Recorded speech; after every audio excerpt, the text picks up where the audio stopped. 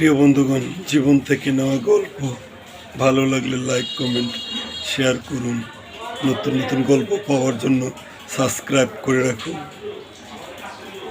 পারভিন, তুমি তো আমার জীবন জুড়ে রয়েছ, আমার ভালোবাসার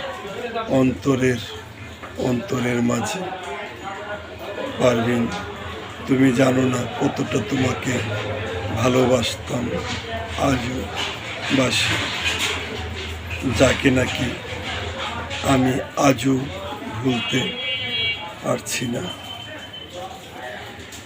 পারভিন, ভালোবাসা এমন এক জিনিস যা মুছে ফেলা যায় না মন থেকে ইচ্ছে করে, কারণ আমি তো তোমাকে আপন ভেবে আপন করে ভালোবেসে নিয়েছিলাম। তুমি আমার সাথে কেন করলে ছলনা, আজও বুঝতে পারলাম না।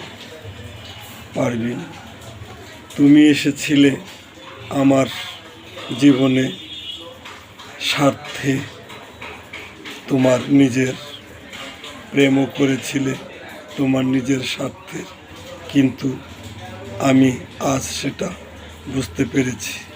তোমার ভালোবাসাটা ছিল তোমার প্রয়োজনের, আর যখন তোমার ভালোবাসার প্রয়োজনটা আমার কাছ থেকে আদায় করে নিয়েছিলে, তারপরে তোমার প্রয়োজনটা ফুরিয়ে গেছে।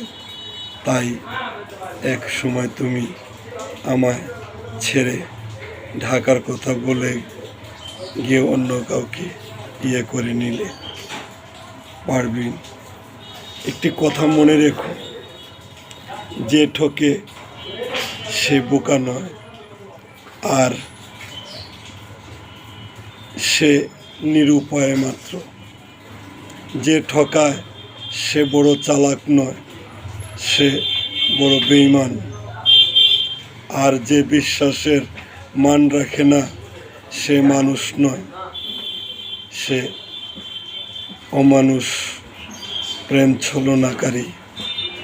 কাউকে ঠকিয়ে নিজেকে বুদ্ধিমান তুমি মনে করো না।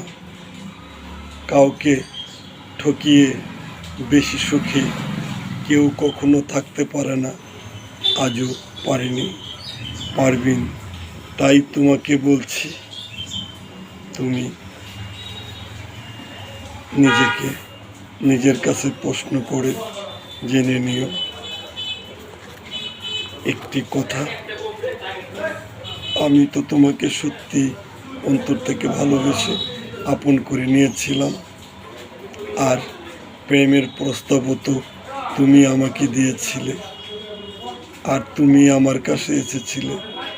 কেন আজ এরকম ছলনা করলে? বন্ধুগণ, ভালো থাকবেন। আজ নয় আরেকদিন।